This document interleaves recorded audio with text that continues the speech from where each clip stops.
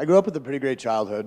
Parents married, had a lovely sister. My dad's over here. Sister's actually just landed on the tarmac here for the wedding, waiting for her to come. But anyhow, grew up with a pretty good normal childhood. It was about 7 years ago, 8 years ago. I was kind of living the dream out of that. I owned my first nice house in Scottsdale, Arizona. I was making a six-figure income. Had lots of friends. Life was pretty great. And someone had introduced me to heroin, and it over a period of time actually took my soul and took my life away. I lost my job, then I lost I lost the money that I had. I eventually lost my home. I lost my friends. I lost my family. I lost everything. Fast forward a few years, a couple years, about 3 years ago, I was actually living in Montana. I was homeless. I was sleeping outside on the streets. Shoplifting from stores to support my drug habit. Much different life from where it was, and just to be able to see that tragedy. Well, I got to a point, would have been 3 summers ago now. I was finally ready for help. I was, like, this is it. And, I reached out to my family for help down in Phoenix, and at the time, just wasn't able to work out. Tried to get myself into a state rehab facility. With the state insurance I had, and there was a 3-month waiting list.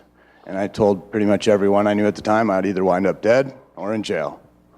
And lucky for me, I was arrested a couple months later.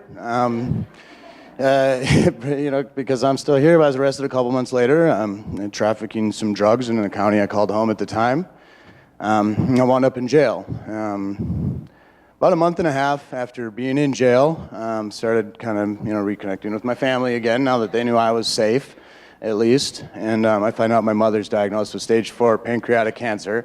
And it has 2 weeks to 2 years to live, probably 6 months. And the feeling of being I've never felt so helpless. I mean, there's nothing I can do for my mom. And that's all I wanted to do there, was be with her and spend time with her. Fast forward about a month later, my father, as great as he was able to got me. I worked with the judge. I did it the right way to get out of jail, and wound up in Lapine, Oregon, at a rehab facility. I went there for 60 days. That's actually where I met my wife-to-be, Lisa, over here. And wound up when I left after about 60 days in treatment and 70 days in jail. I left there and actually wound up moving in with Lisa as a roommate, and we became real close, of course, over time, hence getting married now. But March 12th of this year, we had a spiritual awakening together. And it's been quite a journey the last 10 months. And from where we've come, where I came from and herself to where we are now has been truly amazing. But it was about a month ago, I was talking to my father, and he said to me, look at where you are now versus, where you were a couple years ago. I told you things would get better and stuff like that. But it was at that moment when I really realized, with everything Lisa and I are doing, we're creating a healing sanctuary on our property and for living things, and Spirit's really led us through all of this. But I realized when talking to my dad, when he said, look at where you were a couple years ago from where you are now, and I agree with that. But it was at that moment when it kind of really realized that, because of that experience that I've had, I can now use that experience to help give hope to other people and their families and heal others.